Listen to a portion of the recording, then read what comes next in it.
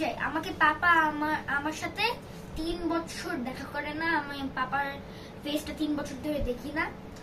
হ্যাঁ, যাই হোক, এখন আমি যখন পাপাকে ভিজিট করতে যাই তার বাসায়, সে পিজা অর্ডার দিল, তার নতুন বউর সাথে সে পিজা তাকে খাওয়াই দেয়, আর আমি তার সে পাশে বসে দেখি কি যে সে তার বউকে পিজা খাওয়াই দিচ্ছে, আর আমি একলা একলা বসে আমার হাত দিয়ে আমার পিজা খেতে হইতেছে, আর বউটাকে সে ফিট করে দিতেছে। তারপর তো আমার অনেক স্যাড হয়ে গেছিলাম। তারপর আমার, কারণ আমিও পাপাকে বলছিলাম যে আমাকে একটু পিজা খাওয়াই দাও, বলছে না, আগে আমি তোমার আন্টিকে খাওয়াই দেই, তারপর তোমাকে খাওয়াবো। তো সেটা শুনে আমার অনেক খারাপ লাগছে।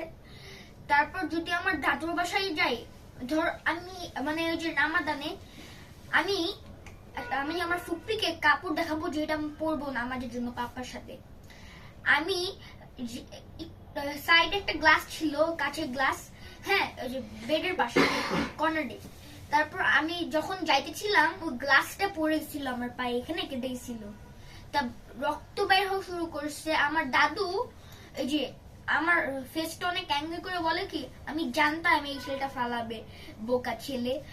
ওদিকে আমার ফুপ্পি বলতেছে তোমার পা কাটছে, আমার তারপর পাটা ওয়াশ করে দিচ্ছে, ব্যান্ডেজ লাগিয়ে দিচ্ছে, আর আমার দাদু কেয়ার করে নাই।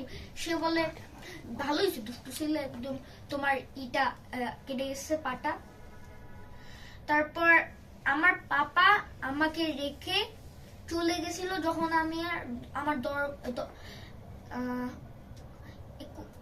কত জানো 1 বছর ছিল, তখন হতে আমার আম্মুকে কিছুই দেয় নাই। আমার আম্মুকে জেলে যাইতে হয়েছে আমার সাথে, পুরো আমাদের 8 দিন থাকতে হয়েছে জেলে, তার জন্য মিথ্যা মামলার জন্য।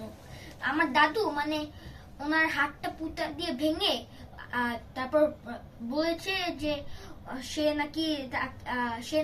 আম্মু নাকি তার হাতে নাকি পুঁতা দিয়ে একটা জোরে মারছে, তার হাত ভেঙে গেছে, ব্যান্ডেজ দেখাইছে, যে আর ওখানে ডক্টরের দেখাইছে।